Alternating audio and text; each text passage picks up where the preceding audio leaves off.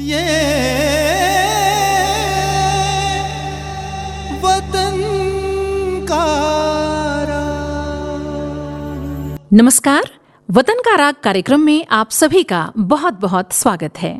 और आज वतन का राग कार्यक्रम में हम चर्चा करने जा रहे हैं सन 1737 के भोपाल युद्ध की। मध्य प्रदेश की राजधानी भोपाल के इतिहास में एक बड़ा युद्ध हुआ था, लेकिन ये युद्ध भोपाल नहीं बल्कि मालवा की आजादी के लिए लड़ा गया। मुगल सेना और मराठा साम्राज्य के बीच ये युद्ध हुआ और इस समर के महानायक थे पेशवा बाजीराव। इतिहास के पन्नों में ये लड़ाई भोपाल युद्ध के नाम से दर्ज है। औरंगजेब की मृत्यु के साथ ही मुगल साम्राज्य की नींव हिलने लगी थी और उधर मराठों की शक्ति बढ़ रही थी। मराठा साम्राज्य के विस्तार की सूचना और उनकी शक्ति संपन्नता मुगलों को खटकने लगी, इसीलिए दोनों के बीच टकराहट बढ़ रही थी।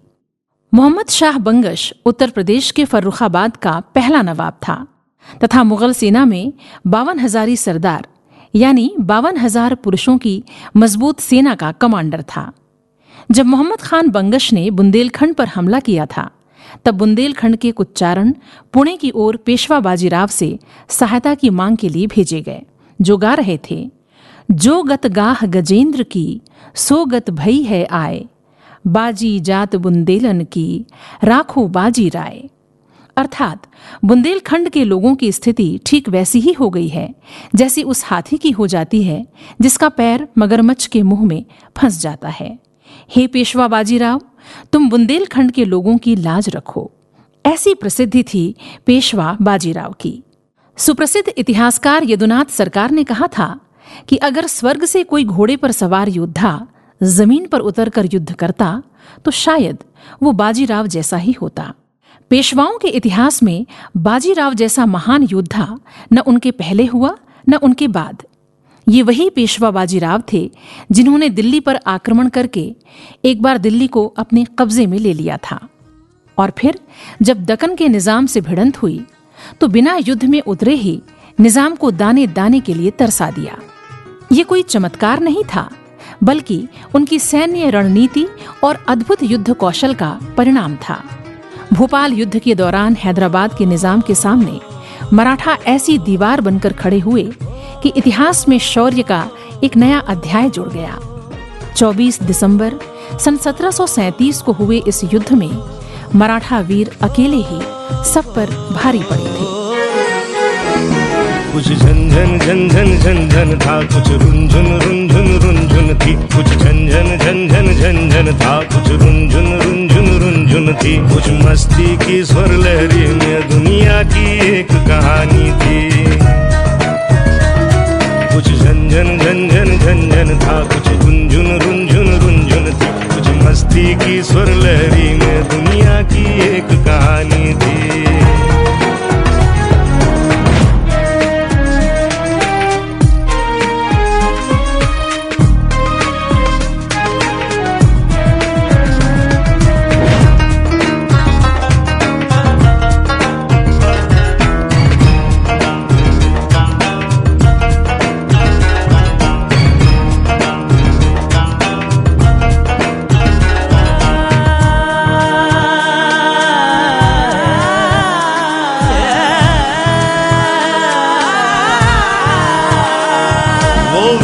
बंदी चौंक उठा हथकड़ियों की झनकारों से, मानो एक बंधा शेर चौंके कुछ इधर उधर के नारों से।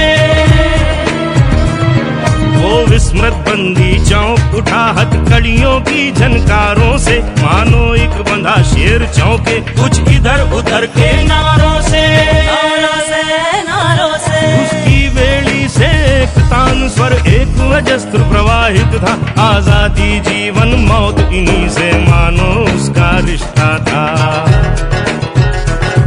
वो खेला था अंगारों से, यम से तो भाईचारा था। जीवन का मानो एक दांव जो देश प्रेम पर हारा था। उसकी नस-नस में लाल खून था, देश प्रेम पर सना हुआ। वो बंदी था, वो कैदी था, कुछ अपने मन में रंगा हुआ। झंझन झंझन झंझन था, कुछ रुंझुन रुंझुन रुंझुन थी, कुछ झंझन था, कुछ रुंझुन रुंझुन रुंझुन थी, कुछ मस्ती की स्वर लहरी में दुनिया की एक कहानी थी। कुछ झंझन झंझन झंझन था, कुछ रुंझुन रुंझुन रुंझुन थी, कुछ मस्ती की स्वर लहरी में दुनिया की एक कहानी थी।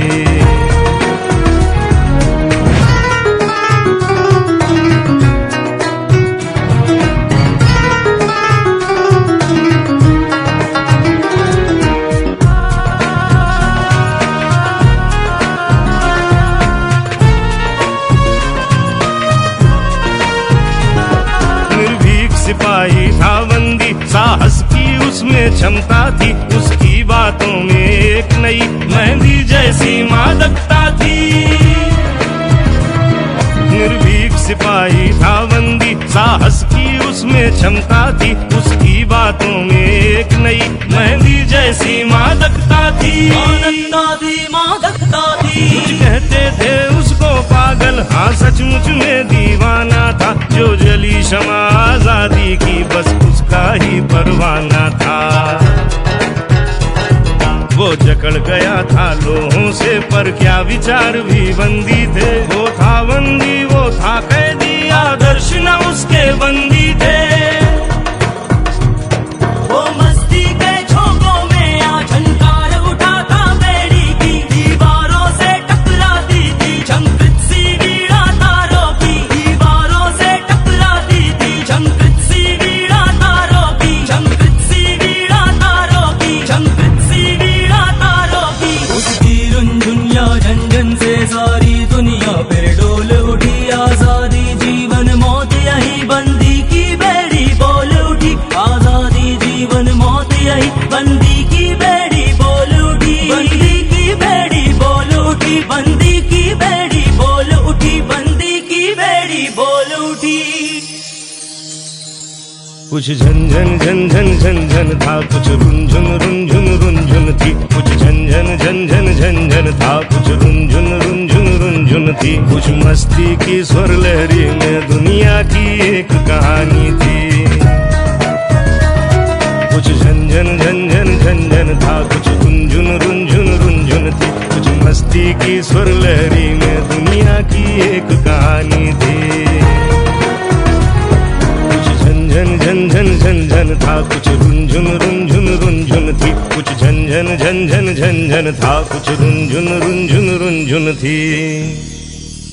कहा जाता है कि यदि इस युद्ध में मराठा पराजित हो जाते तो न केवल भोपाल हैदराबाद का हिस्सा बनता, बल्कि मुगल साम्राज्य का अंत भी उस समय नहीं होता।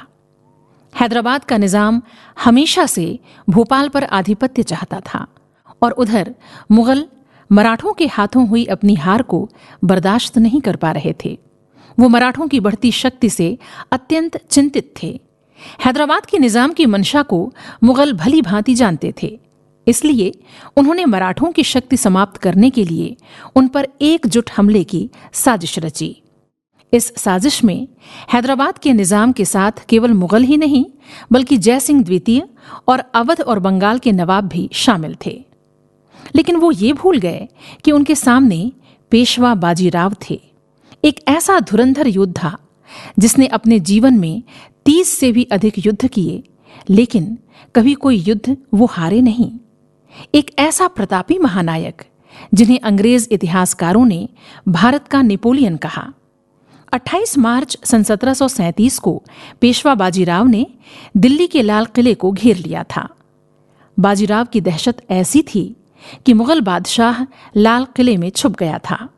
8000 मुगल सैनिक बाजीराव पेशवा को रोकने के लिए आए, परंतु बाजीराव की सूझबूझ का कोई सानी नहीं था। मुगल बादशाह को सबक सिखाने के बाद बाजीराव पेशवा पुणे की तरफ वापस लौट आए। इस घटना के बाद उधर दिल्ली में मुगल बादशाहत पर सवाल उठने लगे। बादशाह के लिए अपना खोया सम्मान वापस लाना जरूरी हो गया था। उन्हें यह बखूबी मालूम था कि औरंगजेब की मौत के बाद मुगल साम्राज्य लगातार कमजोर होता जा रहा था। वहीं बाजीराव पेशवा के नेतृत्व में मराठा सेना हर दिन मजबूत हो रही थी। बादशाह दिल्ली की हार से तिलमिलाए हुए थे। यही कारण था कि सन 1737 में मुगल शासक मोहम्मद शाह ने खुद हैदराबाद के निज़ाम से मदद मांगी। चूंकि निज़ाम की नज़र भोपाल पर पहले से ही थी, इसलिए उसने लगभग 70,000 लोगों की सेना मराठों से लड़ने के लिए भेजी।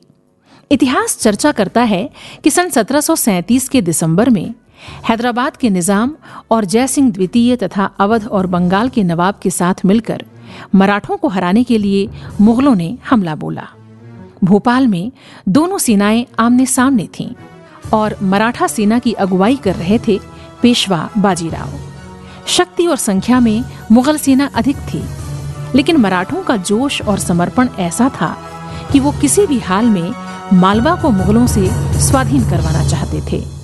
जियो या मरो, जियो या मरो, वीर की तरह जियो या मरो, जियो या मरो, वीर की तरह जियो या मरो, जियो या मरो, वीर की तरह जियो। चलो सुरभित समीर की तरह,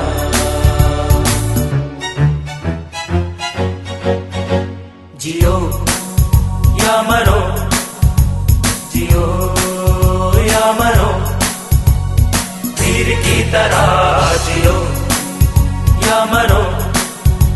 चलो सुरभित समीर की तरह,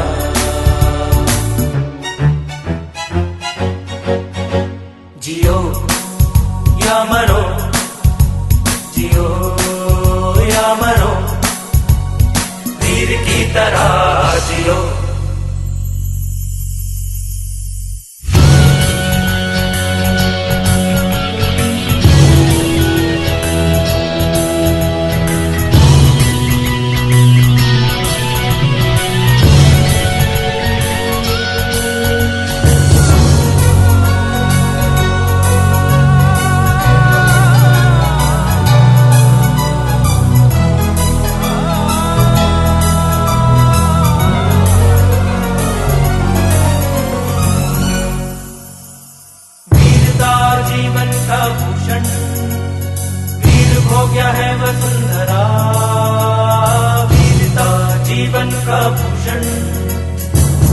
भोग्य है वसुंधरा, वीरता जीवन का दूषण, वीरता जीवन का दूषण, वीर जीवित भी मरा मरा, वीर बन उठो सदा ऊंचे न नीचे बहो, वीर बन उठो सदा ऊंचे न नीचे बहो, नीर की तरह जियो या मरो, जियो या मरो, वीर की तरह जियो या मरो, जियो या मरो, वीर की तरह जियो।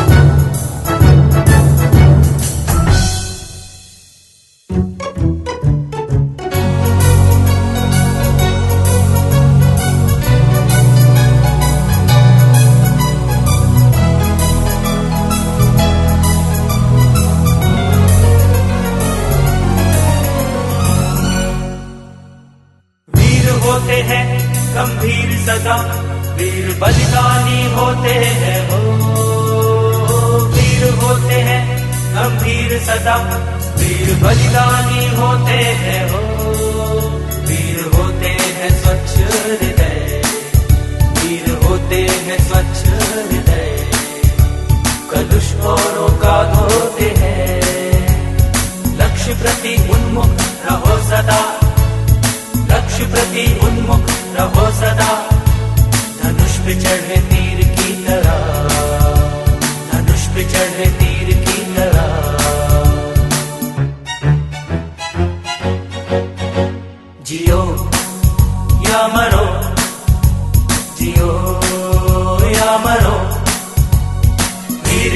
तरह जियो या मरो, जियो या मरो, वीर की तरह जियो।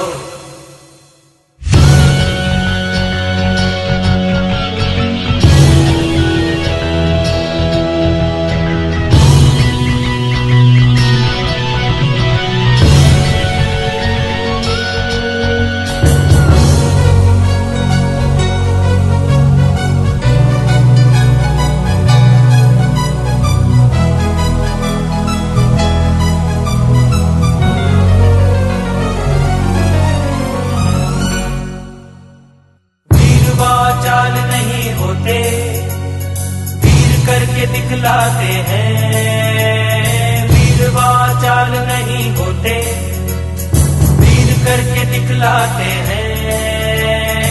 वीर होते नहीं शाब्दिक, वीर होते नहीं शाब्दिक, भाव को वो अपनाते हैं। शब्द में निहित भाव समझो, भाव समझो, रटो न उसे कीर की तरह, रटो न उसे कीर की तरह।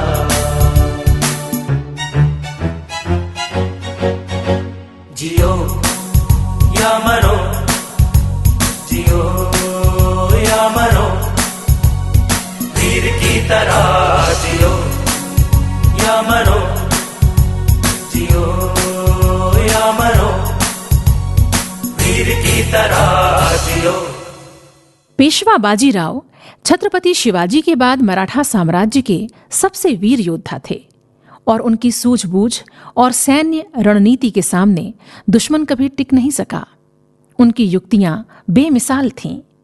भोपाल युद्ध के दौरान उन्होंने निजाम को किले सहित चारों ओर से घेरा और फिर उनके खाने पीने के सामानों पर रोक लगा दी।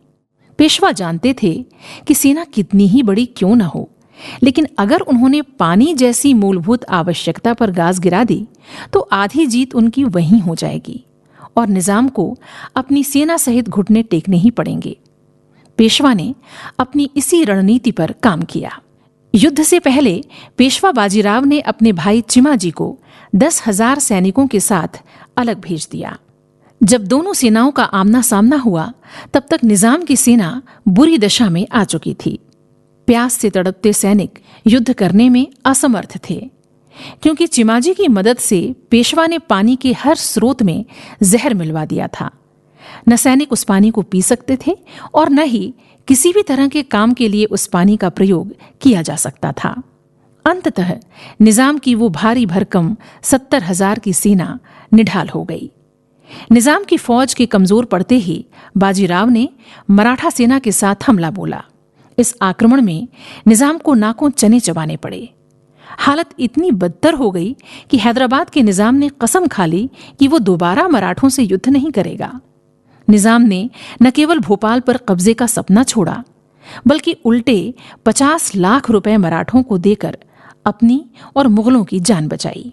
वहीं 7 जनवरी सन 1738 को, यानी इस युद्ध के कुछ ही दिनों बाद, भोपाल के निकट दोराहा में एक शांति संधि पर हस्ताक्षर किए गए।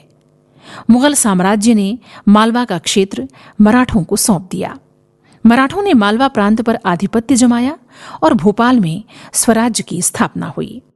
इस लड़ाई का मराठा राजवंश के विस्तार पर बहुत बड़ा प्रभाव पड़ा। मुगल साम्राज्य मराठा राजवंश की शक्ति और उनकी त्वरित रणनीति का लोहा मानने पर मजबूर हो गया। पेशवा बाजीराव एक अजेय योद्धा साबित हुए, जिन्होंने कोई भी युद्ध न हारने की अपनी अभूतपूर्व महिमा को बनाए रखा। इस युद्ध में हारने के बाद शर्त के अनुसार हैदराबाद का निजाम हमेशा के लिए भोपाल से बाहर चला गया। वो फिर कभी वापस नहीं आया और फिर सन 1737 से लेकर सन 1818 तक भोपाल मराठा साम्राज्य का ही हिस्सा रहा। इस तरह मराठा शक्ति ने मुगलों को मालवा से बेदखल कर अपनी मातृभूमि की आन बान और शान की रक्षा की।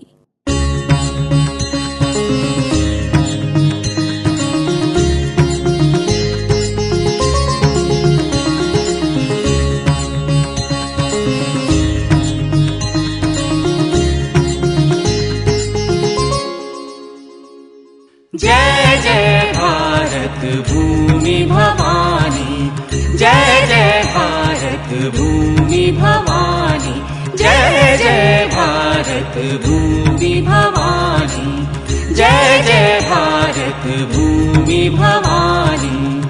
अमरों ने भी तेरी महिमा बारंबार बखानी, जय जय भारत भूमि भवानी, जय जय भारत भूमि भवानी।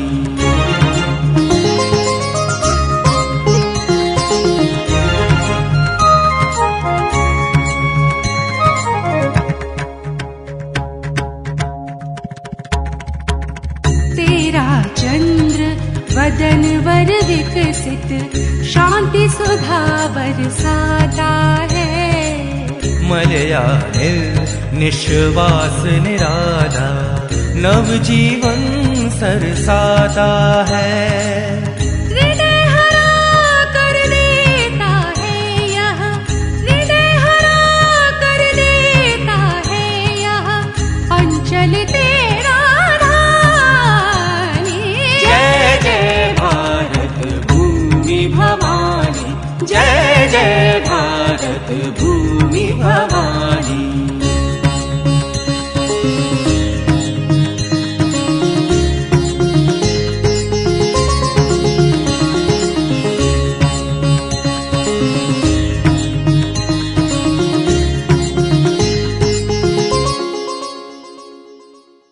उच्च हृदय हिमगिरि से तेरी गौरव गंगा बहती है।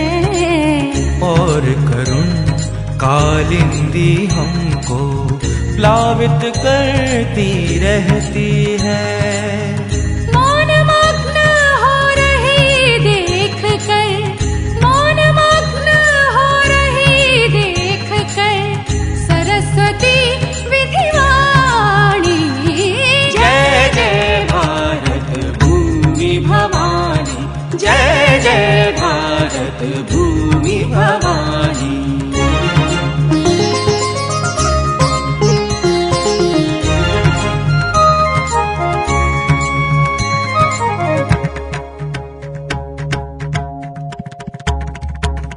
तेरे चित्र विचित्र विभूषण है फूलों के हारों के।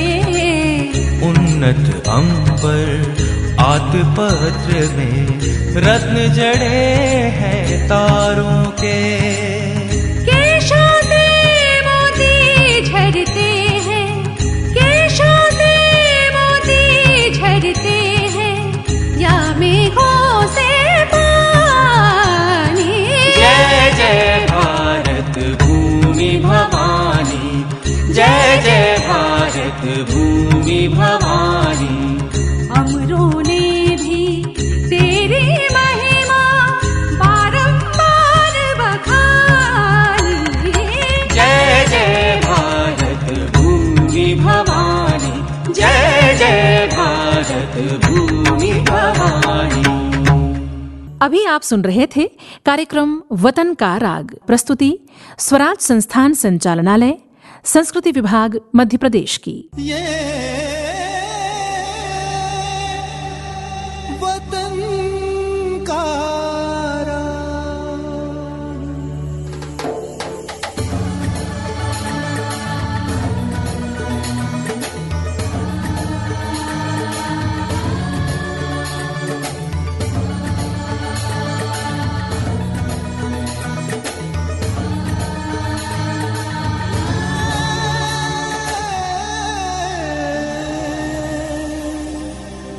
वतन